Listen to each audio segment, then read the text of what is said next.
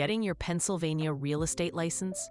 This guide covers exactly what you need to know to pass the exam. First, let's break down the exam structure. Administered by Pearson VUE, the test has two separate parts. A national portion has 80 scored questions with a 150-minute time limit. The state portion has 40 questions and you get 60 minutes. To pass, you must score at least 75% on each part independently. If you fail one portion, you only need to retake that specific part. Knowing this structure helps you manage your time and focus your study efforts effectively. Before you can even take the exam, you must complete 75 hours of pre-licensing education, which is divided into a 30-hour fundamentals course and a 45-hour practice course.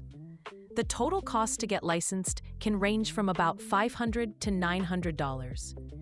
This estimate includes your education, the exam fee of $49 per portion, the state license application fee of $107, and a criminal background check. Planning for these required steps and associated costs is a critical first move in your journey. The path to licensure follows a specific order. After completing your 75 hours of education, you'll apply for exam authorization through the state's PALS portal. Once you receive an email from Pearson VUE, you can schedule and pay for your exam. After passing both portions, you must find a sponsoring broker.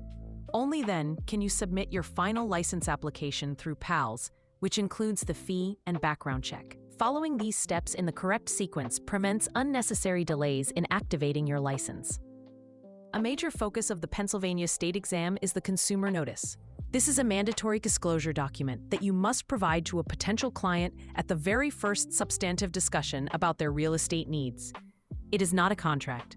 Its purpose is to explain the different types of agency relationships, such as seller agent, buyer agent, and dual agent.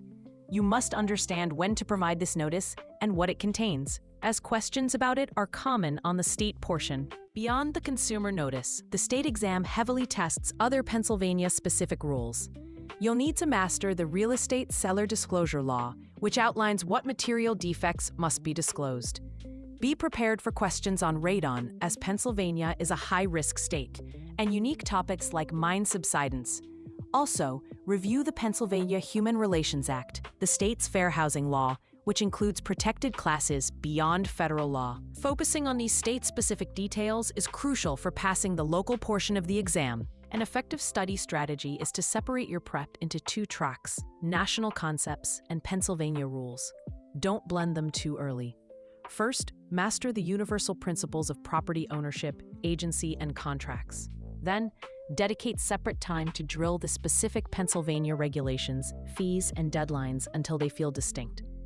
On exam day, use a 3-pass system. First, answer the easy questions. Then, return to marked questions. Finally, check your work. This approach builds confidence and prevents confusion between general and state-specific law.